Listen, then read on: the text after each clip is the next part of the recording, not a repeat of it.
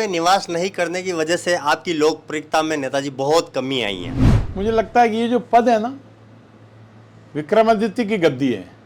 बागोलिया में उदय सागर का नहीं, बागेरी का पानी चाहिए। खेमली में पंचायत समिति बन गई है, घासा में तहसील बन गई है, मावली नगर पालिका बन गई। भाजपा सरकार उस समय की जो मुख्यमंत्री वसुंधरा राजे सिंधिया के नेतृत्व में एक रणकपुर में एक राजकुमारी करके एक बैठक हुई थी।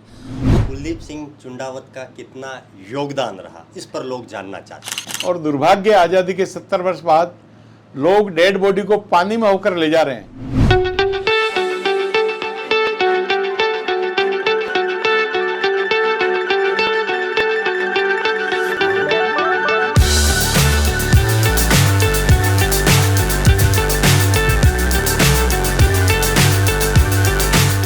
द उदयपुर अपडेट्स के खास शो बेबाक अंदाज में आज हम उदयपुर जिले की उस विधानसभा सीट की बात करेंगे जो चुनाव से पहले हर बार हॉट बन जाती है। इस बार भी दावेदारों की जो लिस्ट है वो बढ़ती जा रही है और हर एक व्यक्ति अपनी दावेदारी पेश कर रहा है, इसलिए चर्चा का विषय है। इस बीच चर्चा का विषय है यहाँ के विधायक धर्मनाथ जी जोशी। पिछले चुनाव में मावली के मोदी के नाम पर जोशी जी ने गजब के वोट बटोरे, लेकिन जीतने के बाद जो आरोप प्रत्यारोप लगे उससे जनता के हमने सवाल इकट्ठे किए हैं और एक कैंपेनिंग के जरिए आपके तमाम सवाल हमने इकट्ठे किए। अब हम जोशी जी से आज पूछेंगे। तो सबसे पहले जोशी जी का बेबाक अंदाज में स्वागत। नमस्कार, बहुत बहुत धन्यवाद आप पधारे उसके लिए। आपका सबका अभिनंदन, पूरी टीम का। सबसे पहले आप जोशी जी ये बताएं कि आपका राजनीतिक सफर किस तरह से शुरू हुआ था? मेवाड़ में मेरे पास वर्षों तक संगठन मंत्री रहा और पूरे मेवाड़ का काम मेरे पास था। 30 विधानसभा की सीटें और 4 लोकसभा की सीटों का मैं इंचार्ज रहा। तो संपूर्ण मेवाड़ में अपनी हीरो होंडा मोटरसाइकिल से 2.5 लाख किलोमीटर मोटरसाइकिल चला करके और उदयपुर से लगे के अर्नोट दलोट तक, इधर रावत भाटा तक और इधर ठेठ ब्यावर के पास में राज्यावास से लगा करके डूंगरखेड़ा लगेत खेड़ा तक, इधर बांसवाड़ा में देखें कुशलगढ़ तक, सभी जगह वर्षों तक मोटरसाइकिल से मैंने सफ़र करके 2-2, 3-3 दिन प्रवास करके संपूर्ण मेवाड़ में भाजपा का झंडा ऊंचा रहे उसको ऊंचा करने के लिए प्रवास करता रहा। ये मेरा प्रारंभिक राजनीतिक सफ़र है। उसके बाद मैं 2003 तक संगठन मंत्री था। 2008 में मुझे वसुंधरा जी की सरकार में राजस्थान क्रीड़ा परिषद का अध्यक्ष बनाया, राज्य मंत्री का दर्जा था। योग ऐसा बैठा कि लगभग 2 महीने बाद ही मुझे विधानसभा का टिकट मिल गया मावली से। और विधानसभा के टिकट के कारण स्वाभाविक रूप से एक पद रहने के कारण क्रीड़ा परिषद के अध्यक्ष से मुझे इस्तीफा देना पड़ा। 2008 में मैं लगभग 4600 वोट से चुनाव हार गया। मेरा जीवन का पहला ही चुनाव था। उसके बाद 13 में अन्य कार्यकर्ताओं को मौका दिया और मैं पार्टी के लिए लगा रहा। 2018 में फिर मुझे पार्टी ने अवसर दिया और मैं वहाँ का मावली की जनता का आभार व्यक्त करता हूँ आपके चैनल के माध्यम से कि मेवाड़ में सर्वाधिक वोट लगभग 27,000 समथिंग से मुझे जीता करके और राजस्थान की विधानसभा में भेजा। विधानसभा में जाने के बाद मैं लगभग 181 बार और विधानसभा में मावली की समस्या, उदयपुर की समस्या, राजस्थान की विभिन्न जनरल समस्याओं के लिए बोला और लगभग 5 जो बड़े सत्र हुए, 5 सत्रों में 500 से ऊपर मेरे प्रश्न लगे विभिन्न समस्याओं को लेकर के। ये मोटा मोटा मैं सोचता हूँ कि ये पर्याप्त होगा राजनीतिक सफ़र के लिए। बाकी तो आप सब लोग जानते ही हैं, मुझे इतना से कहना है। जनता का एक सवाल आया है कि उसमें पूछा गया है कि 2018 में विधानसभा चुनाव के दौरान आपने कहा था कि मैं मावली का विधानसभा चुनाव जीतता हूं तो मैं यहाँ अपना घर बनाऊंगा, यहाँ रहूंगा, लेकिन आज दिन तक आप मावली में 2 दिन तक भी नहीं रुक पाए, इसका क्या कारण है? नहीं, मावली में मैंने घर तो बनाने के लिए मैंने नहीं बोला था, मावली में रहूंगा ऐसा बोला। और मावली में मेरा घर आज भी है, किराए का मकान ले रखा है, मेरा ऑफिस लगा रखा है और जन समस्याओं के लिए मावली में मैं रुकता हूँ। अनेक बार रुका हूँ। ये तो मावली के अड़ोसी पड़ोसी बता सकते हैं कि मैं कितनी रातें रुका। तो निश्चित रूप से, और एक मेरे पास अनेक काम दूसरे भी होने के कारण बाहर भी रहा, ये स्वाभाविक है, परंतु समाज सेवा में भी लगा रहा। और मावली के मुझे लगता है कि अनेक जो समस्याएं थी उनको मैंने विधानसभा के माध्यम से, सरकारी अधिकारियों के माध्यम से उठा करके समाधान करने की कोशिश की। विधानसभा में एक विधायक को कितना बजट मिलता है, आपको कितना मिला, आपने विकास क्षेत्र में कितना खर्च किया और लैप्स कितना हुआ, थोड़ा सा एक मोटा मोटा आंकड़ा बता दें। मुझे 5 वर्ष की अवधि मान के चलिए, क्योंकि समय पूरा होने वाला, महीने 2 महीने बाद, लगभग 14.25 करोड़ रुपए कुल मिले मुझे। और 14.25 करोड़ में से मैंने जो विकास के काम दिए वो काम लगभग मुझे लगता है कि और हो गया 15 करोड़ के आसपास मैंने काम दे दिए। तो मुझे लगता है कि मेरा लैप्स होने का कोई सवाल ही नहीं है। बाकी रही बात विकास की, अभी भी एक लंबी समस्या थी कि ये जो उदय सागर की जो नहर है वो कच्ची थी, तो 3 करोड़ तो मैंने पहले मालवीय जी के मेरे व्यक्तिगत संबंध कारण वो पास करवाए। अभी 8-9 करोड़ रुपए और राज्य सरकार की स्वीकृति नहरों को पक्की करने के लिए आ गई। बड़ा काम ये था। फिर आप देखिए, एक लंबे समय से विधानसभा में एक बेदला में शमशान घाट पे लोग डेड बॉडी को पानी के अंदर से ले जा रहे थे, ये समाचार पत्रों में छपा। मैंने विधानसभा में वो अखबार लहराया, धारीवाल जी को मैंने कहा, धारीवाल जी हम शहर के बिल्कुल पास में रहते हैं और दुर्भाग्य आज़ादी के 70 वर्ष बाद लोग डेड बॉडी को पानी में होकर ले जा रहे हैं। तो उन्होंने आश्चर्य होगा, 4-5 दिन बाद ही यूआईटी से लेकर के और पुलिया बना दी। वहीं से बेदला में एक पुलिया ऐसी है राय मगरी की, रामगिरी जो विद्याभवन का स्कूल है उसके सामने से विधानसभा प्रारंभ हो जाती है, बड़गांव के आगे।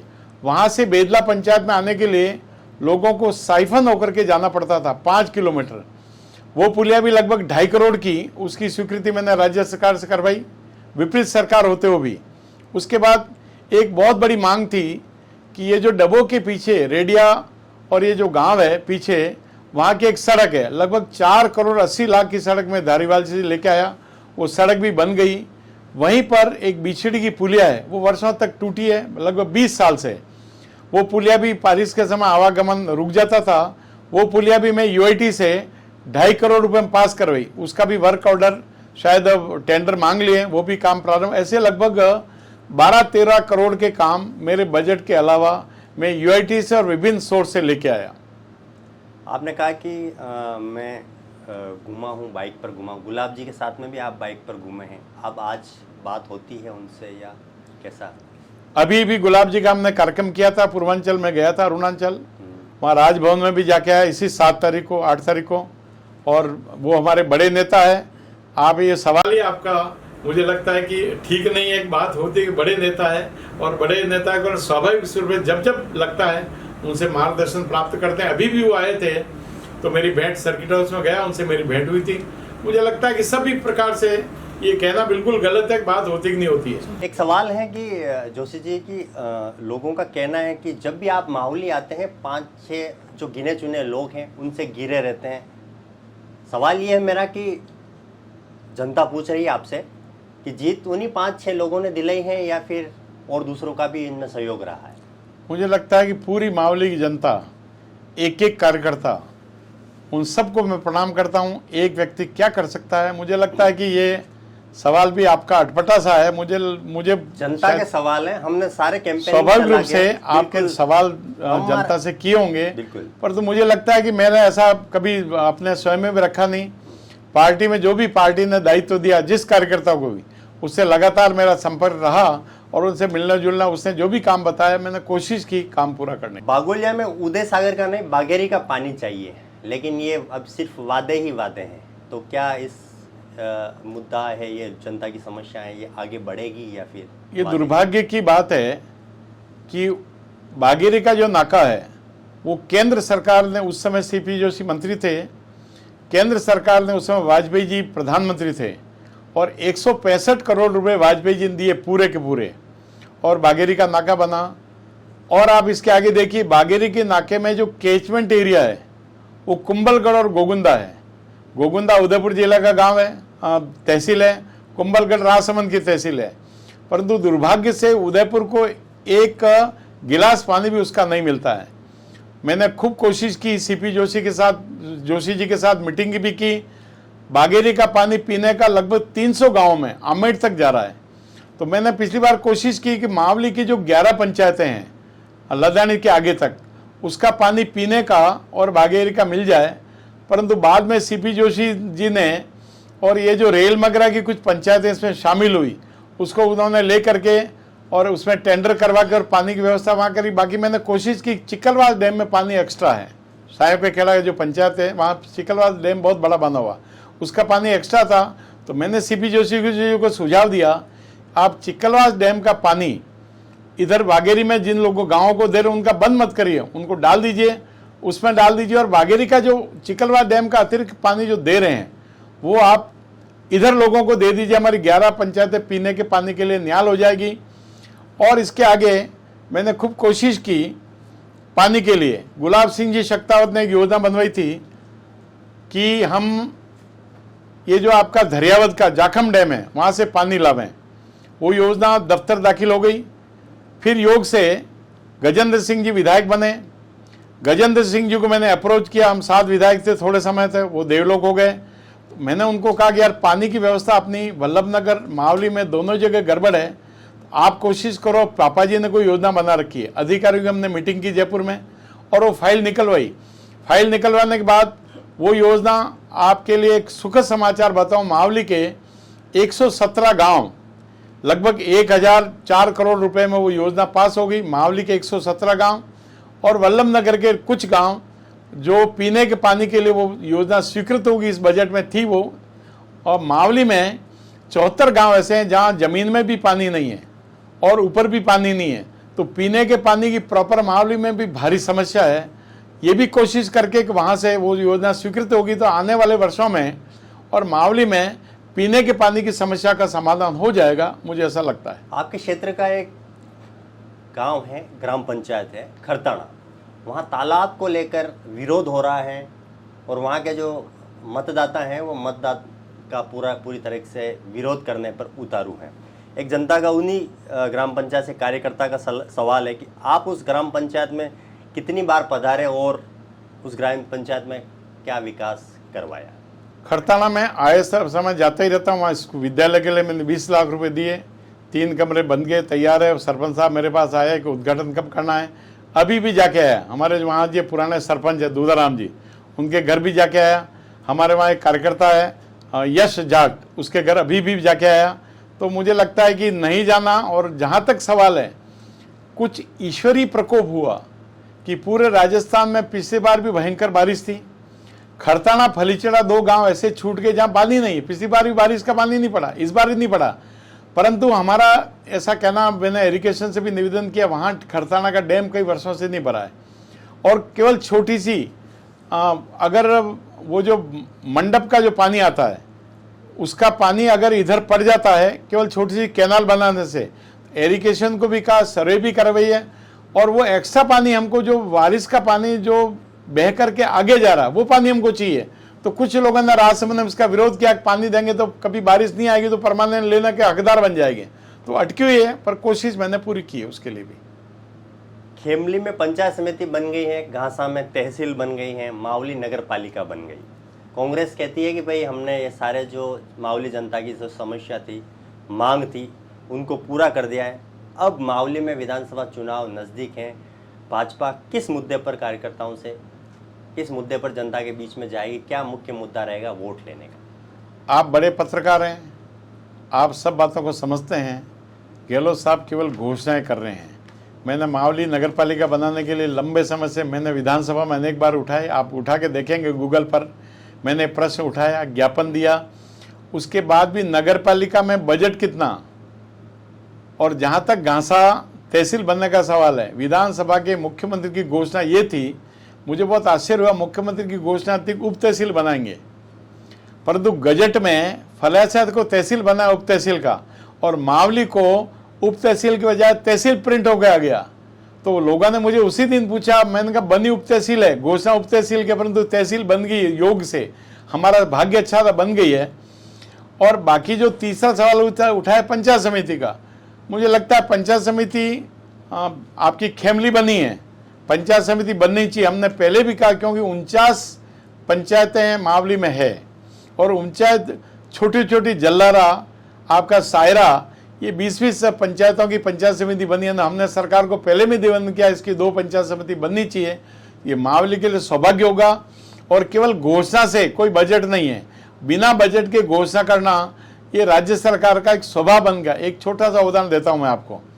राज्य सरकार ने पहला बजट आया 2019 में, घोषणा की कि राजस्थान में 12 कॉलेज के भवन बनेंगे, यानी कॉलेज की घोषणा वसुंधरा जी ने की। कॉलेज वसुंधरा जी ने खोला, 25 बीघा भूमि वसुंधरा जी ने अलॉट करवाई लदानी के पास, आपको जानकारी होगी।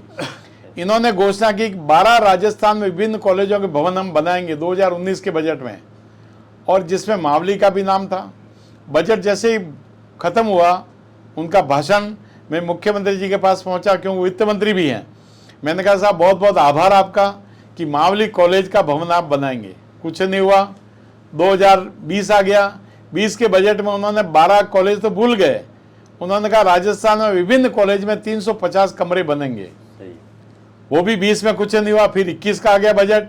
21 में उन्होंने घोषणा की कि डीएमएफटी से मावली के कॉलेज का भवन बनेगा। तो मैंने डीएमएफटी की कोशिश की। डीएमएफटी के जो चेयरमैन है वो कलेक्टर है, हम उसके मेंबर है विधायक, तो 6 करोड़ रुपए उसके पास कराए और वो आज भवन बन के तैयार हो रहा है। वो डीएमएफटी का पैसा भारत सरकार का पैसा, राज्य सरकार का कोई लेना देना नहीं उसमें। ये सब पैसा डीएमएफटी का भारत सरकार का। तो कुल मिला के इनकी जो घोषणा, इन्होंने कहा था नंदी पाठशाला खोलेंगे पंचायत समिति स्तर पर, कुछ नहीं हुआ। इन्होंने कहा था, वसुंधरा जी ने, आपको आश्चर्य होगा, हर पंचायत पे गौरव पथ के लिए 60 लाख रुपए दिए, हर पंचायत पे। आज सब पंचायतों में, गाँव में भवन, वो सड़कें बनी हुई है, सीसी रोडें बनी हुई है। इन्होंने कहा गौरव पथ नहीं, विकास पथ बनाएंगे। एक मावली का विकास पथ बना, वो भी अधूरा पड़ा हुआ है, किसी पंचायत में 1 रुपया दिया नहीं। तो मुझे लगता है गहलोत साहब का एक स्वभाव बन गया घोषणा करने का, बजट नहीं है। आज राजस्थान में इन्होंने 20 नए जिले घोषित किए। क्या हाल है जिलों की? एक जिले को विकसित डेवलप करने के लिए 2000 करोड़ रुपए चाहिए, इन्होंने 1 रुपया दिया नहीं। केवल एसडीएम जहाँ बैठा था वहाँ कलेक्टर की स्लिप लगा दी। इसलिए घोषणा करना अलग विषय है और जमीन पर, धरातल पर लाना बिल्कुल। एक घोषणा इन्होंने की, वसुंधरा जी की सरकार में ने मावली में पिछली बार 53 स्कूल सीनियर एक आदेश से कर दिए। अभी इन्होंने 3 स्कूल खोले हैं। ओडवाड़िया का स्कूल खोला सीनियर के, वहां में गया। ओडवाड़िया स्कूल में, सीनियर स्कूल में 2 टीचर, एक 3rd ग्रेड की अध्यापिका, बिचारी कहना, मुझे क्षमा करना, हमारी बहन होगी, वो बिचारी नहीं कहना चाहिए, वो 3 कक्षाएं लेके बैठी थी। एक पीटीआई जो 2 कक्षाएं लेके बैठा था। ये तो स्कूलों की हालत है। फतेहनगर, बड़ा कस्बा मावली क्षेत्र का, वहाँ नगर पालिका है, वहाँ पर सीनियर स्कूल है और प्रतिष्ठित स्कूल है। 1 वर्ष से वहाँ प्रिंसिपल नहीं है। वहाँ 51 अध्यापक कुल चाहिए। 51 अध्यापक की वजह 16 टीचर है वहाँ। आज भी 8 पियोन चाहिए, 1 पियोन है वहाँ पर। तो सरकार की कथनी और करनी, कहना अलग विषय हो गया, घोषणा अलग विषय है। गहलोत साहब जो चाहो जो ले लो, अभी जो चाहो जो ले लो। शायद मुझे लगता है धरती पर कुछ है नहीं। आपके क्षेत्र की सबसे बड़ी जो समस्या है पिछले 40 साल से बागुलिया बांध को भरने की, उदय सागर नहर बनाकर भरने का प्रयास करने का वादा सारे विधायक करते हैं, लेकिन अभी तक कोई भी प्रयास सार्थक नहीं हुआ है। क्या आपने क्या प्रयास किया है उसके लिए? शायद बागोलिया मेरा चुनाव का वादा था, मैं उसमें कोई छिपाता नहीं कुछ बात भी।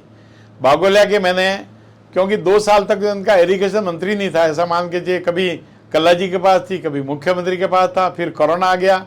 उसके बाद मालवीय जी जब सिंचाई मंत्री बने, महेंद्र मालवीय जी, उनसे मेरे अच्छे संबंध है, मित्रता भी है, बांसवाड़ा के हमारे क्षेत्र के ही रहने वाले हैं।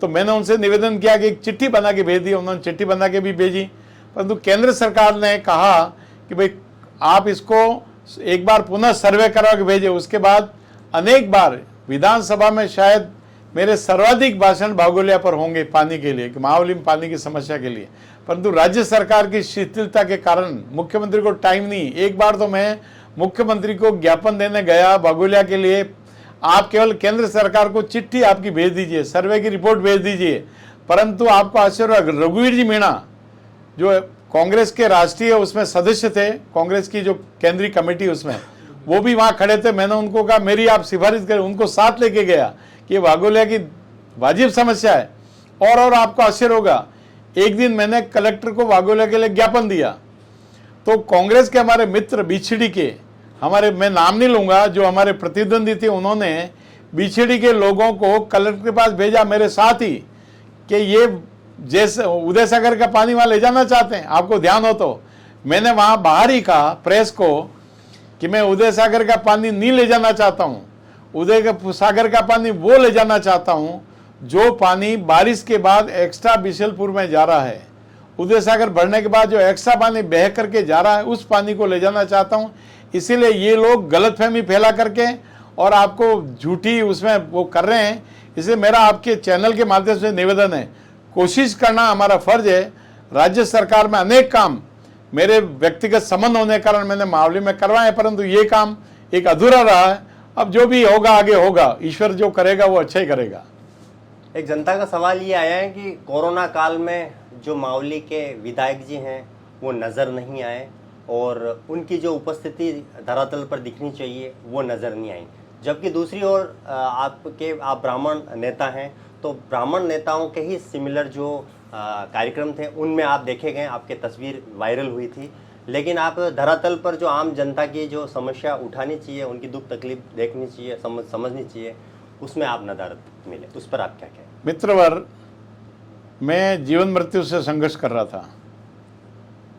मैं उदयपुर में जनरल हॉस्पिटल में एडमिट हुआ, 6 दिन भर्ती रहा यहाँ कोरोना काल में, और मुझे कहने में कोई संकोच नहीं है, किरण महेश्वरी जी से नुकसान मेरे ज़्यादा था बॉडी को, और 6 दिन यहाँ छुट्टी लेकर के मैं जब नेगेटिव आ गया तो अहमदाबाद भर्ती रहा 10 दिन तक, और अहमदाबाद के डॉक्टर ने मुझे कहा कि 3 महीने तक आपको निकलने की ज़रूरत नहीं है। मैंने अपना फ़ोन भी लगभग उस समय बंद रखा।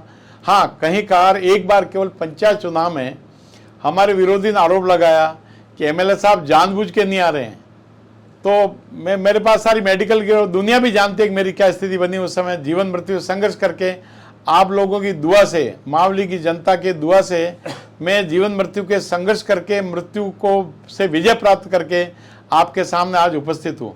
तो मैंने उस समय जब मेरे पर आरोप लगा तो मावली गया मैं चद्दर बदर रोड के बड़ी मुश्किल से, तो मैंने कहा हमारे प्रतिद्वंदी जो अफवाह फैला रहे हैं, मेरी स्थिति देख लीजिए मेरी क्या स्थिति है।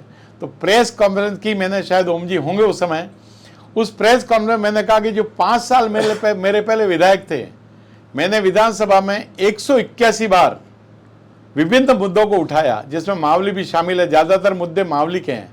तो मैंने कहा भाई हमारे पिछली बार के विधायक जन समस्या की एक चिट्ठी बता दीजिए, कोई चिट्ठी उन्होंने राज्य सरकार को लिखी हो।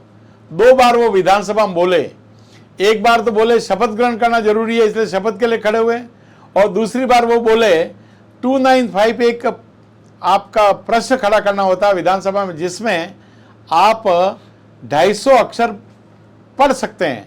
2 बार विधानसभा में मावली की समस्या के लिए बोले, ऐसा मान के चलना चाहिए। इसलिए इनसे क्या अपेक्षा करते हैं, केवल घोषणा भी रहे हैं तो, और कुछ धरती पर कोई काम नहीं है।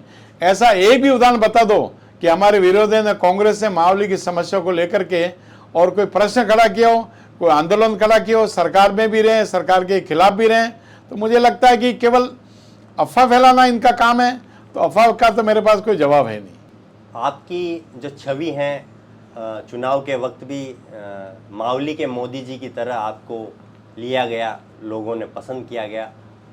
कहते हैं ऐसा कि केंद्र में के बड़े नेताओं से भी आपके अच्छे संपर्क हैं, लेकिन व्यक्तिगत आप फायदे को हम अलग छोड़ दें तो मावली की जनता को इसका फायदा मिला या नहीं? व्यक्तिगत फायदा मुझे इतना सा मिला कि मेरे उसके संबंध है, बाकी मैंने कोई जीवन में व्यक्तिगत फायदा उठाया नहीं। ईमानदारी पूर्वक जनता की सेवा करना ये मेरे जीवन का ध्येय है, और जीवन भर ईमानदारी पूर्वक सेवा करना ही मैंने लक्ष्य माध्यम बना रखा है, केवल जनता की 24 घंटे सेवा करना, इसके अलावा कोई काम नहीं। हाँ, फायदा जरूर उठाया कि मुझे एमएलए की तनख्वाह मिलती है, इसके अलावा शायद मुझे लगता है कि मैंने कोई ऐसा कोई फायदा, कोई गलत, कोई मैंने पेट्रोल पंप ले लिया हो और कोई सरकार से फायदा उठाए कि हाँ मेरे व्यक्तिगत अच्छे संबंध है सब लोगों से, केंद्र में भी संबंध है। आज मैं मावली के बच्चों को ले गया, वहाँ 157 बच्चे स्टाफ, लगभग 198 लोगों को ले गया। तो मोदी जी के मेरे संबंध होने के कारण उस दिन उनका रिप्लाई था मणिपुर पर, लोकसभा उनको बोलना था, उसके बाद भी 12-13 मिनट हमारे पास आकर के बच्चों के साथ उन्होंने फोटो खिंचवाई। इसलिए आपके चैनल के माध्यम से ये भी उनका आभार व्यक्त करता हूँ। इसके अलावा मुझे लगता है मेरे विरोधी भी शायद, मुझे लगता है कि वो कहने के लिए तैयार नहीं कि कोई आरोप होगा या कुछ होगा। आप कह रहे हैं कि मैं जनता की समस्याओं के लिए हर वक्त खड़ा हूं और जनता के लिए समर्पित हूं, लेकिन अभी तक मावली विधानसभा क्षेत्र में एक भी विधायक की जनसुनवाई नहीं हुई है। हमारे एक आपके ही जो क्षेत्र के एक व्यक्ति का ये प्रश्न था कि कभी जनसुनवाई होगी या फिर सुनवाई, सरकारी सुनवाई की बात कर रहे हैं क्या? विधायक साहब हमारी समस्याओं को सुने वहाँ आके। भाई वहाँ रेगुलर गांव में जाता रहता हूँ, उनकी जो समस्या होती है, बजट होता है, उसका समाधान करवाता हूँ, अधिकारी को फ़ोन करता हूँ, बात करता हूँ। तो मुझे लगता है जन सुनवाई और किसको कहेंगे? पब्लिकली चौपाल लगा करके और बैठना और आ जाओ मैं जन सुनवाई करूँगा, समस्या का समाधान कोई हो नहीं, ऐसा मेरे स्वभाव में भी नहीं है। मैं तो सामान्य कार्यकर्ता हूँ, भाग्य से विधायक बन गया। विधायक मेरे लिए बहुत बड़ी बात है। तो आज भी मेरी इच्छा है कि मैं कार्यकर्ता ही बन के रहूं और जनता की सेवा करता रहूं। विधायक तक पद है, आते रहते हैं, जाते रहते हैं। विधायक के पद से मुझे याद आया कि अगली बार ये बड़ी चर्चा चल रही है आपके लिए कि अगली बार आप राजसमंद से दावेदारी जताएंगे या उदयपुर से दावेदारी जताएंगे। देखिए, मुझे राजसमंद में पूछा था एक पत्रकार ने, तो मैंने उनको कहा कि मेरे सगे संबंधी नाथोदरा तहसील और राजसमंद तहसील में है, तो मरण मौत में जाता हूँ मैं।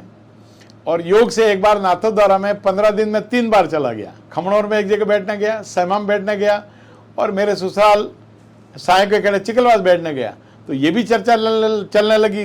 जाते हैं तो प्रेस वाले पूछते हैं क्या नाथद्वारा आ रहे हो, क्या राजसमंद आ रहे हो? क्यों जाऊँगा मैं किसी जगह? मैंने स्पष्ट घोषणा कर रखी है कि चुनाव, मेरा क्षेत्र मावली है, मावली की जनता के लिए मुझे चुना है और मैं बाहरी बता करके लोगों ने कहा मावली का बन के ही रहना पसंद करूँगा और मेरी कोशिश है, पार्टी जो आदेश देगी वो करूँगा मैं। ये तो पार्टी का आदेश है। मैं चुनाव मावली से लड़ूंगा, ये घोषणा कर नहीं सकता मैं, क्योंकि पार्टी कहेगी मावली से लड़ो तो मावली से, परंतु राजसमंद नाथद्वारा आप बिल्कुल दिमाग से निकाल दीजिए कि वहां जाने का कतई सवाल भी नहीं है। कुल मिला के आपने कह दिया है कि इशारों में कि मैं मावली में ही रहूंगा और अगला चुनाव भी मैं वहीं से लड़ूंगा। या देखो, मैंने ये नहीं कहा, मैंने कहा पार्टी आदेश देगी तो पार्टी कहेगी। देखिए, मैं देश में अनेक हिस्सों में घुमा हूं। आपके तो बड़े अच्छे संबंध हैं। आप तो पिछली बार भी टिकट नहीं मिला था तो भी लेके आ गए, तो अब इसमें अब अगली बार इस बार अब मेरा निवेदन ये है, मैं देश के पार्टी ने, मैं सोचता हूं मैं पद के पीछे भागता नहीं। पार्टी ने मुझे आदेश दिया कि आप उत्तराखंड जाओ। मैं 2003 में उत्तराखंड में 1.5 महीना रुका। मैं मुलायम सिंह के चुनाव में गया हूं, गुलाब जी हमारे साथ थे। मैं गुजरात में जब भी चुनाव हुए कोई 6-6 महीने तक मोदी जी के निर्देश से मैं काम करता रहा, छोटे मोटे काम करता रहा। आपको आश्चर्य होगा, मैं अमेठी के चुनाव में भी 8 दिन रह के आया हूँ। सोनिया जी जब चुनाव लड़ी थी, सामने संजय सिंह जी थे, वो चुनाव लड़ रहे थे। और तो केकड़ी में टोंक का जो उपचुनाव हुआ कैलाश मेघवाल का, आपको आश्चर्य होगा 14 दिन तक मैं केकड़ी में रुका। 95 में हरदेव जोशी जी की डेथ हो गई, हमारी वो सीट रही नहीं, भवानी जोशी जी को टिकट दिया और वो चुनाव मई 95 में हुआ। आपको आश्चर्य होगा, मोटरसाइकिल पर मैं 23 दिन तक बांसवाड़ा रहा, एक दिन भी उदयपुर नहीं आया। तो पार्टी ने मुझे आदेश दिया कि भाई जाके वहां काम करो। अभी भी पार्टी ने मुझे आदेश दिया कि मावली में जाके चुनाव लड़ो, तो मावली में चुनाव लड़ा और विधायक बना। अभी भी पार्टी जो आदेश देगी चुनाव लड़ना है तो लड़ूंगा। पार्टी कहेगी नहीं पार्टी की सेवा करो तो सेवा करूंगा। स्पष्ट है मेरा बिल्कुल। एक जनता का सवाल है और मुझे एक 2018 के विधानसभा क्षेत्र की एक घटना याद आती है कि आपके सामने कुलदीप सिंह चुंडावत ने ताल ठोक दी थी और आपने भरसक प्रयास किए कि कुलदीप सिंह फॉर्म उठा ले। आपने ऐसा कहा जाता है कि जनता का सवाल है कि आपने उनको वादा किया था और वादा करने के मुताबिक ये कहा था कि इस बार सीट आप उन्हें दिला दें, इस बार सहयोग आप उनको दिला दें, 2023 में मैं उनके साथ रहूंगा। इस बात में कितनी सत्यता है और 2023 में अगर वो चुनाव लड़ते हैं तो आप किस प्रकार से सहयोग करेंगे? देखिए, लोकतंत्र में पार्टी का कोई भी कार्यकर्ता, सामान्य कार्यकर्ता भी, सरपंच भी, उसको टिकट मांगने का अधिकार है। मैं पर्टिकुलर किसी का नाम लेता नहीं हूँ, परंतु कोई भी कार्यकर्ता आज भी अगर मुझे अगर टिकट मिलता है कोई खड़ा होता है तो पार्टी की रीति नीति है, सीनियर लोग बैठ करके उससे निवेदन करेंगे भाई पार्टी का आदेश हो गया है, हमारा कमल खिलना चाहिए, तो कमल वहाँ खिले। कौन टिकट मांगता है कौन नहीं मांगता है, और जो ये आदमी यूँ कहता है कि मैं तो पार्टी में सेवा के लिए आया हूँ, मुझे कोई चुनाव नहीं लड़ना है, ऐसा बिल्कुल गलत है। सबको टिकट मांगने का अधिकार है और मांगना ही चाहिए, परंतु पार्टी की रीति नीति भारतीय जनता पार्टी की ये है, एक को टिकट मिल गया तो उसके लिए हम सब काम करें, एकजुटता रख के काम करें और राजस्थान में सरकार लाएं। 13 मेरा टिकट कटा, मेरा स्वाभाविक टिकट था, टिकट कट गया, दूसरे कार्यकर्ता को टिकट दे दिया। आप किसी भी व्यक्ति को पूछ सकते हैं कि मेरा उस स्थिति में जाकर के भी, ओम जी साक्षी होंगे कि वहाँ पेट्रोल पंप पर 5000 लोग थे और बड़ी मुश्किल से विड्रॉ होकर के मैं आया। सब लोगों की इच्छा थी कि मैं निर्दलीय फार्म भरूं, परंतु मैंने सब कार्यकर्ताओं के सामने निवेदन किया।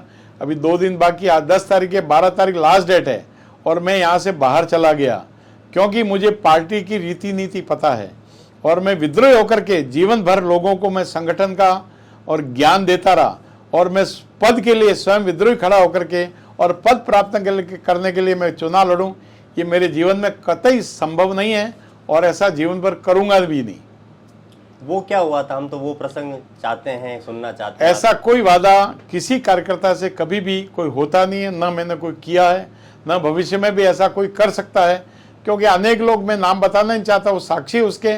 और फिर मैंने निवेदन करता हूँ, कोई कार्यकर्ता खड़ा हो जाता है तो ये पार्टी की रीति नीति है, पार्टी के सब सीनियर लोग और जो प्रत्याशी है वो जाकर के उस समझाइश करे उसके कि भाई देखो पार्टी ने निर्णय कर दिया है और निर्णय जब होने के बाद इसका कोई विकल्प नहीं, हम सब लोग मिल करके उस कमल को जीतावें, ये कोशिश रहती है। बैठक हुई थी, उसमें कहा जाता है कि आप भी सम्मिलित हुए थे और उसमें कुलदीप सिंह चुंडावत को फोन उठाने के लिए भरसक कोशिश की गई थी, तो क्या उस वक्त क्या आपके साथ में बातचीत हुई थी, क्या उन कैसे मनाया आप? हमें सीधा सवाल है। देखिए मित्रवर सुनील जी, मैं न तो किसी धूनी माता में गया था, धूनी माता दर्शन के लिए कभी कभी जाता हूँ, मैं वहाँ नहीं था और ऐसा कोई वादा किया नहीं, न वादा करने की मेरी सामर्थ्य भी है, क्योंकि ये पार्टी पर निर्भर है। पार्टी तय करती है कि भाई कौन लड़ेगा कौन नहीं लड़ेगा, और पार्टी जब तय करती है तो स्वाभाविक रूप से सब कार्यकर्ताओं निवेदन करते हैं भाई एक मुखी होकर काम करें। आप संगठन की बात बार बार कह रहे हैं, संगठन को सर्वोपरि बता रहे हैं, अच्छी बात है, बताना चाहिए। एक कार्यकर्ता का वही सवाल आया है जो कि भाई माहौली के विधानसभा क्षेत्र में संगठनों के अधिकतर कार्यक्रम में आप नज़ारत मिले, क्या संगठन सिर्फ टिकट लेने के लिए ही है या संगठन की मजबूत को करने के लिए, उनके काम करने के लिए हमारी जिम्मेदारी बनती है? मुझे लगता है आपके पास ये खबर भी गलत है। पार्टी कोई बैठक हुई तो निश्चित रूप से 100% मेरी उपस्थिति रही है, 100%, 1% भी नहीं। बताएं ओम जी, आप कुछ ऐसी घटनाओं पर प्रकाश डालें, नेता विधायक जी को बताएं। जो मावली का एक मैं भी एक मावली का ही आम वोटर हूँ। जहाँ के जो मैं लोगों के बीच जब जाता हूँ तो लोगों का हमेशा एक प्रश्न आता है कि आज दिन तक 5 साल पूरे होने आए हैं विधायक साहब को, लेकिन विधायक साहब ने आज दिन तक कभी उनके नेतृत्व में कभी कोई जो वर्तमान सरकार है उनके खिलाफ कभी कोई ज्ञापन नहीं दिया नेतृत्व में, तो ये क्या है पूरा? ओम जी, मेरा निवेदन ये है कि पार्टी के निर्देश के अनुसार जो भी जन समस्या हुई, जो भी ज्ञापन हुआ, सब ज्ञापन में मैं उपस्थित था मावली में। ये तो पुराना रिकॉर्ड है सारा, क्योंकि ज्ञापन जो दिए वो सबके सामने, दुनिया के सामने। जब भी ज्ञापन दिया पार्टी का किसी समस्या लगे, चाहे लाइट की समस्या हो, चाहे लंपी की समस्या हो, चाहे कोरोना काल की समस्या हो, ऐसा भरसक प्रयास किया, हर ज्ञापन में मैं साथ रहा, समाधान की कोशिश की। आज जो वर्तमान में कुछ जो सवाल जो चल रहे हैं, हमने 10 दिन तक लोगों से जो सवाल लिए कि हम मावली विधायक का साक्षात्कार करेंगे, उसमें जितने भी लोग थे उनसे कई सवाल आए हैं जो हम पूछना चाह रहे हैं कि क्षेत्रवासियों का कहना है कि आपसे संपर्क करना बड़ा कठिन है। ऐसा नहीं है, मुझे लगता है कि मैं अनेक काम सार्वजनिक जीवन में जुड़े हैं मेरे साथ, तो बाहर भी रहता हूं, परंतु मावली की जनता के लिए एवरी टाइम किसी ने फ़ोन किया होगा, बीच में शिकायत थी 2 साल पहले कि भाई ये फ़ोन नहीं उठाते, मुझे लगता है कि मैं फ़ोन वापस भी करता हूं। पहले मेरे पास BSNL की सिम थी, उसमें घंटी नहीं आती थी, फिर मैंने जियो की 1.5-2 साल हो गई जियो की सिम प्रारंभ की तो घंटी आती है। हाँ, कभी बैठक में होऊंगा तो फ़ोन नहीं उठाएगा तो मैंने वापस फ़ोन किया होगा। तो आज किसी कार्यकर्ता की ये शिकायत मुझे लगता है किसी की नहीं है। कोई प्रोड्यूस होकर के, बायस होकर के कोई ये बात कहता है तो मैं इस बात को स्वीकार करने के लिए तैयार नहीं हूँ। मेरा एक महत्वपूर्ण सवाल ये है कि 2018 में जब उस समय की जो सरकार थी, भाजपा सरकार, उस समय की जो मुख्यमंत्री वसुंधरा राजे सिंधिया के नेतृत्व में एक रणकपुर में एक राजकुमारी करके एक बैठक हुई थी। उसमें सभी विधायक जो आवेदक थे सभी ने अपने अपने आवेदन किए थे। उस समय आपने उसमें कहीं भी आवेदन नहीं किया था। फिर कहा जाता है कि आपके किसी खास के मार्फत आप 2018 में टिकट ले आए थे मावली में।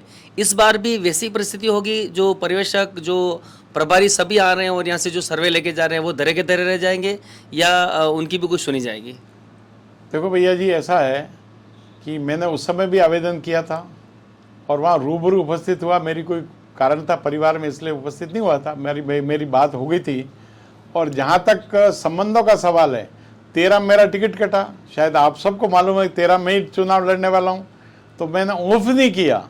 टिकट कटा तो पार्वती ने जो आदेश दिया, मुझे अनेक लोग फ़ोन करते थे कि साहब आपका टिकट कट गया, हम क्या करें?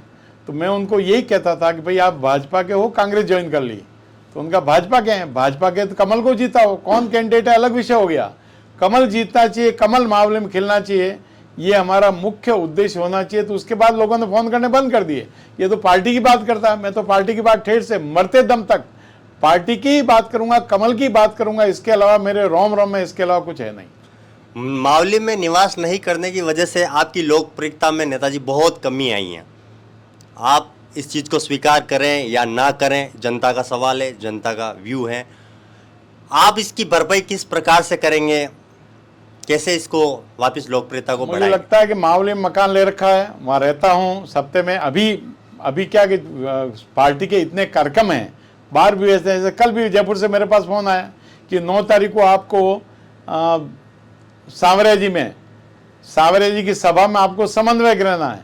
तो मैंने वहाँ जयपुर वालों को, कल की बात है, मैंने उनको निवेदन किया, भाई मेरी समस्या है कि मेरी मावली विधानसभा में 9 तारीख को यात्रा आ रही है, मैं कैसे जाऊँगा वहाँ, कैसे वो समन्वय का काम करूँगा? तो पार्टी विभिन्न कामों से मुझे इधर उधर भेजती है, तो पार्टी के आदेश की पालना करके जाता हूँ। परंतु मावली हर समय मेरे मन में बसा हुआ है, मेरे मन में रहता है। जैसे आपने राजसमंद नाथद्वारा के लिए पूछा ना, मैं सोचता हूँ सबको मैंने दिमाग से निकाल दिया, केवल मावली के अलावा कुछ सोच नहीं, कोई विचार नहीं। और जहाँ तक देखिए, लोकतंत्र में एक वोटर को भी, जो एक वोट देता है, उसको भी कहने का अधिकार है और उसकी भी इच्छा रहती है कि हमारे जो जनप्रतिनिधि उनसे मिलूं। मैं हर समय कोशिश करता हूं कि सबसे मिलूं और आगे भी मेरी कोशिश रहेगी कि मैं किसी भी छोटे से छोटे कार्यकर्ता, जनता, उसकी कोई बात होगी उसको सुनूंगा, उसका समाधान करने की कोशिश करूंगा। आपके लिए एक शब्द बार बार बोला जाता है कि आप पैराशूट उम्मीदवार रहे हैं, पैराशूट उम्मीदवार आए हैं। तो ये पैराशूट बार बार, उसका क्या कारण है? क्या मुझे लगता है कि पैराशूट में जमीन का कार्य करता हूँ। मैंने आपको पहले भी कहा 2.5 लाख किलोमीटर मैंने मोटरसाइकिल चलाई है। शायद ये राजस्थान में रिकॉर्ड होगा पार्टी के लिए। तो मैं पैराशूट कैसे हो सकता हूँ? क्योंकि मैंने अनेक कार्यकर्ताओं को, अनेक, मुझे कहने में शायद अहम प्रकट होगा मेरा, आज ऐसे नाम मेरे पास अनेक है मेवाड़ में जिनको मैंने पार्टी से जोड़ा। कोई एमएलए बना, कोई एमपी बना, कोई मंत्री बना। ऐसे नए नए लोगों को मैंने पार्टी में जोड़ करके उनको लाया। इसलिए कोई एक पैराशूट से, फिर तो हमारे एक मित्र, उन्होंने कहा कि आप बाहरी हो। मैंने कहा भाई सोनिया जी कहाँ की है, उसी को ढूंढ लीजिए ना कहाँ की है। तो बाहरी होना, अंदर का होना, पार्टी में मुझे लगता है कि पार्टी जो आदेश देगी उसकी पालना करेंगे। 2018 के विधानसभा चुनाव में कुलदीप सिंह चुंडावत का कितना योगदान रहा, इस पर लोग जानना चाहते हैं। उन्होंने सक्रिय रूप से पार्टी का काम किया, मुझे कहने में कोई एतराज नहीं है। जब देखो एक स्थिति बनी, फार्म भरा, फार्म उठा लिया उन्होंने और सक्रिय रूप से मेरे कंधे से कंधा मिला करके और पार्टी का काम किया। उनकी पंचायत में बम्पर वोटों से हम चुनाव जीते हैं। ये एक फतेह नगर में विजयाराज सिंधिया गार्डन में तोड़फोड़ हुई है, मूर्ति क्षतिग्रस्त की गई। कार्यकर्ताओं का आरोप है कि उस मामले में ढिलाई बरती जा रही है, उस पर आपकी क्या राय है? जनता जानना चाहती है। देखिए, फतेह नगर में राजमाता सिंधिया की मूर्ति को तोड़ा, खंडित किया और योग से वो, मैंने ही पुलिस, मैं उस समय फतेह नगर में ही था और मैंने पुलिस को पहली खबर दी। वहाँ थानेदार जी को मैंने कहा कि भाई मूर्ति तोड़ दी है। तो और वहाँ पर जो मावली के आईपीएस अधिकारी वो भी आए हुए थे, तो भी वो छोड़कर कहाँ तोड़ी है? मैंने कहा सनवाल रोड पे राजमाता की मूर्ति को खंडित कर दिया है। उन्होंने कहा कि वो सनवाड़ रोड पे तुरंत आ गए और मुझे कहा कहाँ गार्डन है। मैं कहा आप इस चौराहे से सनवाड़ की तरफ जाइए। वो सनवाड़ की तरफ गए, वहाँ जाके देखा, परंतु योग से सौभाग्य अच्छा था कि किसी मित्र ने उनका जो बच्चे तोड़े उनके वीडियो बना रखा था। वीडियो उन्होंने देखा, पुलिस ने, उन्होंने कहा मैं आ गया हूँ यहाँ, और आने के आधे घंटे बाद उन्होंने कहा 2 अपराधियों को हमने पकड़ लिया है। हम सब लोग उसी समय थाने पर गए। आपको आश्चर्य होगा, वो अपराधी किसी धर्म के थे, मुस्लिम थे, दोनों ही, तीनों ही, वो 3 बच्चे थे। एक की उम्र 15 वर्ष थी, एक की 14 वर्ष थी, एक की 11 वर्ष थी। और आपको आश्चर्य होगा, उन्होंने नाम क्या बताए। एक ने बताया मेरा नाम राहुल है, पिताजी का नाम है नारायण लाल। एक ने बताया मैं मोहन जी जाट का बेटा हूं।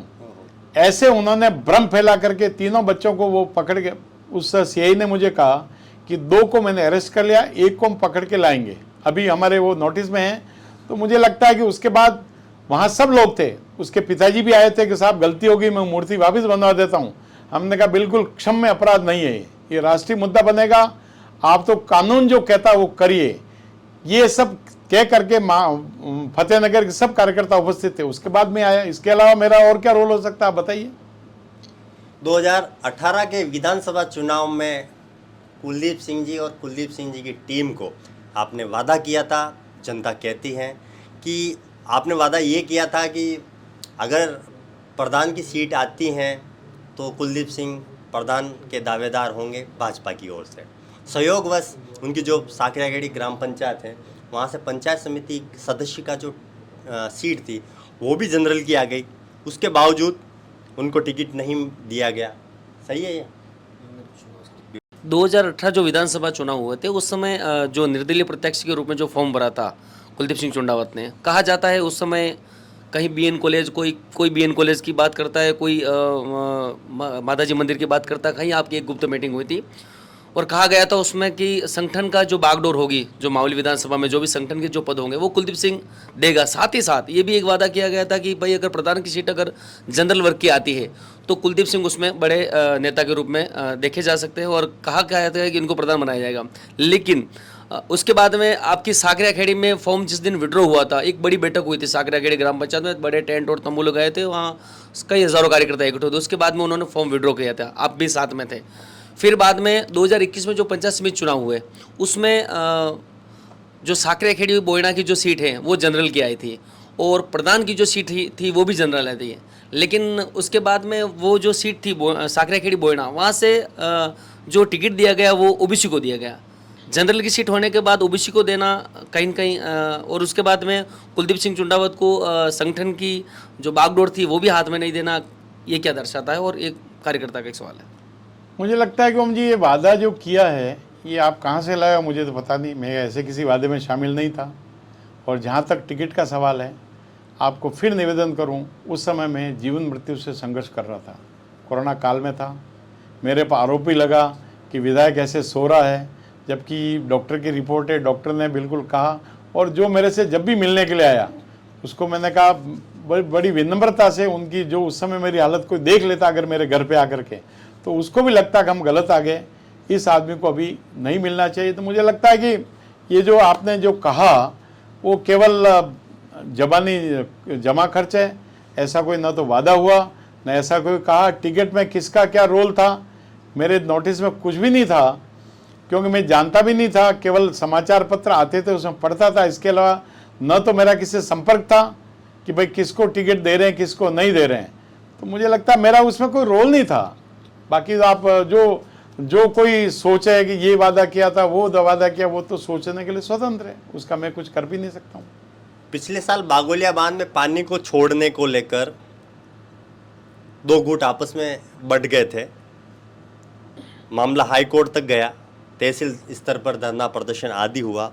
आपने एक पक्ष का समर्थन किया, क्या किसी जनप्रतिनिधि के लिए एक पक्ष का समर्थन करना सही है, या आपने क्यों किया, ये सवाल मेरा इस विषय में आपसे निवेदन ये है।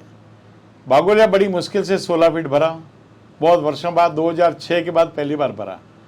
जहाँ तक नहर का सवाल है तो मैंने कोई विरोध नहीं किया, मैंने राज्य सरकार से निवेदन किया कि नहर आप खोलें, अभी फसलें हो नहीं सकती, कुछ भी पानी जा नहीं सकता, सारी नहरें कच्ची है और कच्ची खेमपुर तक नहर जाती है, कच्ची पानी टेल पर जाएगा नहीं, इसीलिए। और बाकी लोगों का मावली बंद रहा, पीने के पानी की मावली समस्या है। आज बागोलिया मान लो 10 फीट 9 फीट पानी है पुराना, तो पीने की थोड़ी समस्या मावली में कम हुई है।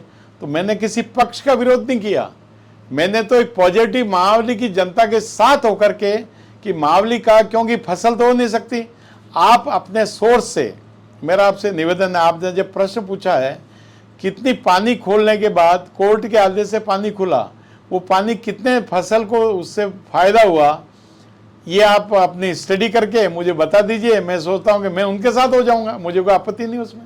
एक ओम जी का सवाल है, ओम जी एक सवाल करना चाह रहे हैं, क्या सवाल है ओम जी? मावली पंचायत समिति के ग्राम पंचायत रखियावल, वहाँ के सरपंच कान सिंह राव का कहना है कि वहाँ उन्होंने अपने ग्राम पंचायत के लेवल पर 10 समाजों को भवन निर्माण हेतु पट्टे दिए थे, और उस समय आप भी उस मीटिंग में, बैठक में मौजूद थे। आपने उस 10 समाजों को 4 लाख के भवन निर्माण की उसी समय अनुशंसा कर दी थी, लेकिन अब वो समाज के जो अध्यक्ष हैं कई बार आपसे मिल चुके हैं और कई बार उन्होंने आपसे इसकी लिए आपने उसने कहा भी है, लेकिन अब तक उनके जो 4 लाख की जो अनुशंसा राशि की थी वो अब तक उनको नहीं मिल पाई हो, और विधायक का कार्यकाल भी कहीं न कहीं पूरा होने आया। तो ये इसी बजट में होगा या क्या है? देखिए, टेक्निकली मैंने पत्र भी जिला परिषद को दे दिए, पत्र दिए हुए साल भर हो गया, वहाँ पर जिला परिषद ने कुछ रिजेक्ट कर दिए, उसके बाद नए पत्र बनाने हैं। अब नए पत्र, मेरी कोशिश रहेगी कि अधिकांश समाज को अभी इसी बजट में उनको समाधान उनका मैं उपलब्ध कराऊंगा। अरुणाचल प्रदेश में परशुराम भगवान की विशाल प्रतिमा बन रही है, आपकी बड़ी भूमिका है, उसके बारे में थोड़ा सा डिटेल में बताएं। देखिए, भारत के पूर्वांचल में अरुणाचल है और स्वाभाविक रूप से वहाँ भगवान परशुराम जी की बड़ी मूर्ति लग रही है। मैं उस मूर्ति का राष्ट्रीय स्तर पर इंचार्ज हूँ, मुझे संयोजक बना रखा है। अभी भी पिछली 7 तारीख को हमारे असम के राज्यपाल गुलाब चंद जी कटारिया को वहाँ बुलाया था मैंने, और मेरे प्रयत्न से आकर के उन्होंने वहाँ कार्यक्रम किया। उन्होंने भी देखा अद्भुत स्थिति है। तो वहाँ चीन के जो बिल्कुल बॉर्डर पर, यानी ऐसा कहना चाहिए कि भगवान परशुराम जी ने जहाँ तपस्या की थी उसके पीछे चाइना है, इसीलिए वहाँ पर अनेक समस्याओं के बाद भी वहाँ के आपके चैनल के माध्यम से वहाँ के उप मुख्यमंत्री चाउना मीन, जो वहीं के उनकी विधानसभा है, उनका भी आभार व्यक्त करता हूँ। भारत सरकार ने, मोदी जी ने संपूर्ण देश में तीर्थ स्थल विकसित करने के लिए बजट का प्रावधान किया, प्रसादम योजना चलाई। उस प्रसादम योजना के अंतर्गत भगवान परशुराम जी की जो तपस्थली है, जो उनकी तपस्या का स्थान है परशुराम कुंड, वहाँ पर उन्होंने 50 करोड़ रुपए दिए। उसके बाद वहाँ की राज्य सरकार ने भी, चाउना मीन वहाँ के उप मुख्यमंत्री है, वित्त मंत्री भी है और पीडब्ल्यूडी मंत्री भी है, उन्होंने भी 50 करोड़ रुपए दिए।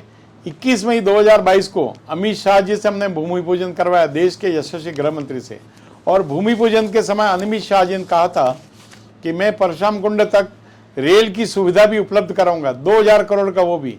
तो मुझे लगता है कि वो देश में एक बड़ा तीर्थ स्थल बनेगा, और चाइना की जो दादागिरी है वो दादागिरी कम करने के लिए भारतीय लोग वहाँ ज़्यादा से ज़्यादा जावें, इस उद्देश्य को ध्यान में रख के, और भारत सरकार उसको विकसित कर रही है, ये मेरा उसमें भूमिका है। हमारे साथी हैं, हमारे सीनियर और हमारे भाई सतीश जी, उनका 1-2 सवाल हैं, क्योंकि वो ग्राउंड पर जाते हैं, सारी चीज़ों को ऑब्जर्व करते हैं।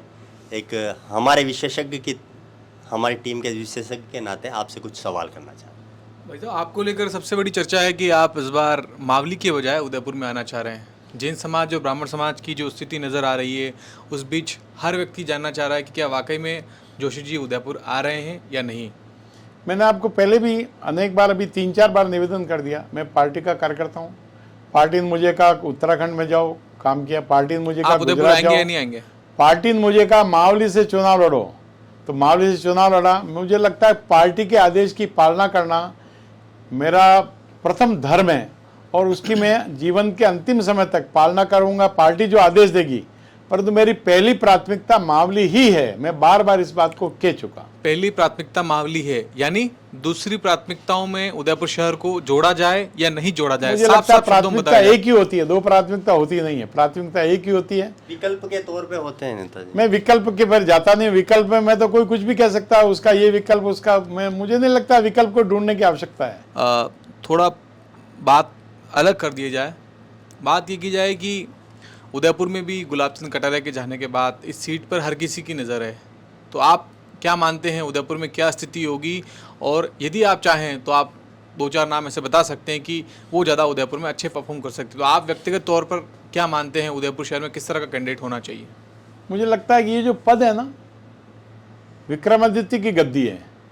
छोटे से कार्यकर्ता को भी अगर उस पद पर बिठाएंगे, देश के प्रधानमंत्री राजीव गांधी बने, उनको अनुभव नहीं था, परंतु जब देश के प्रधानमंत्री बने तो उन्होंने देश चलाया।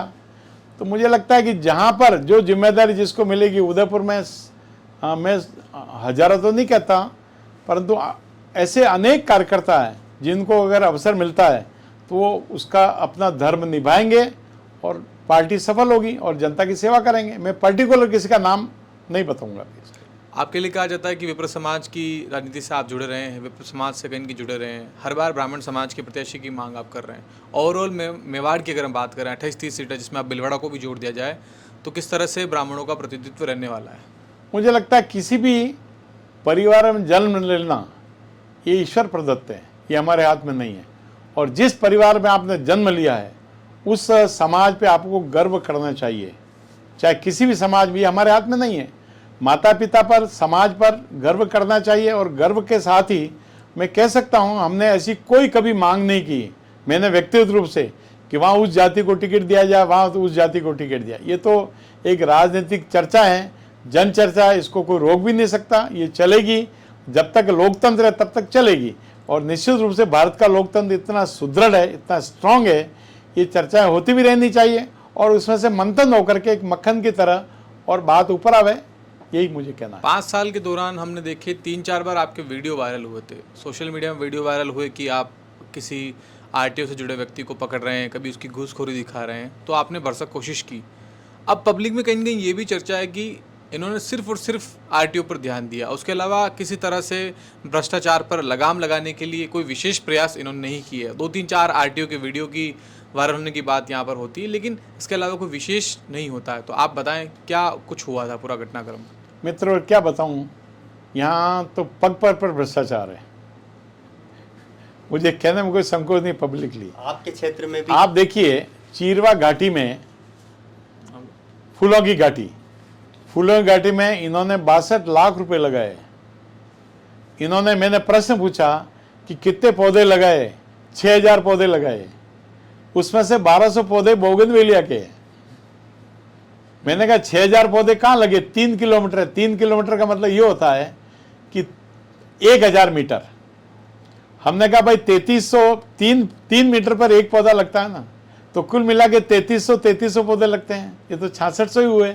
कहाँ पौधे? मेरे पास 3 बार विधानसभा में अलग अलग जवाब आए। मैंने कहा इसमें जमकर भ्रष्टाचार हुआ है, इसकी जांच करवे। जांच अधिकारी किसको बनाया? कोटड़ा के रेंजर को, वो जांच करेगा। अब इसका क्या कर सकते हैं? यानी अनेक बार मैंने पंचायत समिति में, आपको आश्चर्य होगा, एक दिन मैंने विरदोलिया में एक हैंडपंप खोदा। हैंडपंप का मेरे पास जयपुर था, उस दिन विधानसभा चल रही थी। मैंने फोन किया, भाई हैंडपंप को पानी नहीं आया है और वहां वो सारा सामान, वहां पाइप वगैरह लगा के जा रहे हैं। तो मैंने वीडियो को फोन किया, क्या धंधा कर रहे हो?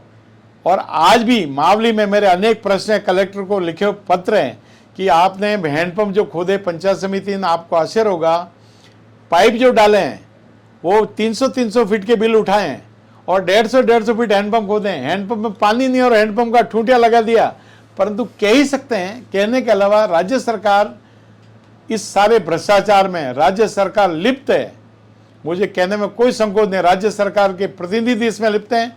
अनेक बार जांच करने के बाद कोई समाधान इसका नहीं निकला और मैं अंतिम ये कोशिश करता रहूंगा कि भ्रष्टाचार को उजागर करके उनको सजा मिले, यहां तक मेरी कोशिश जारी रहेगी। आपसे 2 दर्जन से ज़्यादा सवाल हमारे साथी लोगों ने पूछे हैं। इन सवालों के बीच बात वहीं घूम फिर कर आई कि आप इस सीट के लिए अपने अलावा किसी नाम का जिक्र नहीं कर रहे हैं। तो क्या ये वही उदाहरण हो जाएगा कि उदयपुर में कटारे जी के बाद कोई सेकंड पंक्ति तैयार नहीं हो पाई, और वो की वो स्थिति शायद मावली में भी होती नज़र आ रही है? तो क्या आप मानते हैं कि मावली में किस तरह के लोग और अच्छे काबिल हैं जो भविष्य में चुनाव लड़ सकते हैं? कुछ तो नाम बताइए, कुछ तो बताइए कि मावली में सतीश जी- संगठन को अपन ने खड़ा किया है इस तरह से। सतीश जी, अभी अभी मैंने आपको कहा कि हजारों तो नहीं कह सकता, परंतु ऐसे अनेक कार्यकर्ता हैं, एक नहीं अनेक कार्यकर्ता है जिनको टिकट देंगे तो अपने दायित्व को, विधायकी को अच्छी तरह से निभाएंगे। ईमानदार कार्यकर्ता है मावली में भी और उदयपुर में भी। इसलिए ये कहना कि पर्टिकुलर कोई नाम बताओ उसका मैं समर्थन करूं, ये मेरे लिए संभव नहीं है। किसी को भी विक्रमादित्य गद्दी है, जिसको तिलक करेंगे वो बैठ के और निश्चित रूप से जनता की सेवा करेगा, ऐसा मेरा मानना है। तो हमने मावली विधायक धर्मनाथ जी जोशी से बातचीत की पूरी। आपके तमाम सवाल हैं, सवाल तो बहुत सारे हैं, लेकिन वो सवाल हम इस पूरे वीडियो में नहीं पूछ सकते हैं, तो कुछ एक सवाल को हमने लिया। फिर भी कोई प्रश्न छूट गए हैं तो कमेंट्स बॉक्स में नीचे दीजिए, हम नेताजी से वापस सवाल पूछेंगे, समय मिलेगा जैसा उचित। ये वीडियो कैसा लगा ज़रूर बताएं। इससे पहले हमने 2 वीडियो बना लिए हैं, ग्रामीण विधायक फूल सिंह मीणा का और वल्लभ नगर विधायक प्रीति सक्तावत का। उसके लिंक भी आपको डिस्क्रिप्शन बॉक्स में मिलेंगे। वीडियो कैसा लगा फिर कह रहा हूँ ज़रूर बताएं। हमारी पूरी टीम है, कैमरे के पीछे योगेश सुकवाल हैं। दीजिए इजाज़त, शुक्रिया, धन्यवाद, जय मेवाड़। पूरी टीम को मेरा बहुत बहुत आभार, बहुत बहुत धन्यवाद आप सबका। आपने बेबाकी से ऐसे प्रश्न पूछे हैं जो प्रेस को निश्चित रूप से एक जनप्रतिनिधि को लोकतंत्र में पूछना चाहिए। उसकी मुझे एक शब्द प्रयोग करता हूँ, खींचाई करनी चाहिए और वो आपने किया, इसके लिए आभार व्यक्त करता हूँ। इससे जनता को लाभ मिलेगा। आपका बहुत बहुत धन्यवाद भाई ओम जी, सुनील भाई, सतीश जी, इनकी पूरी टीम को बहुत बहुत धन्यवाद। आपके कैमरामैन को भी धन्यवाद। नमस्कार।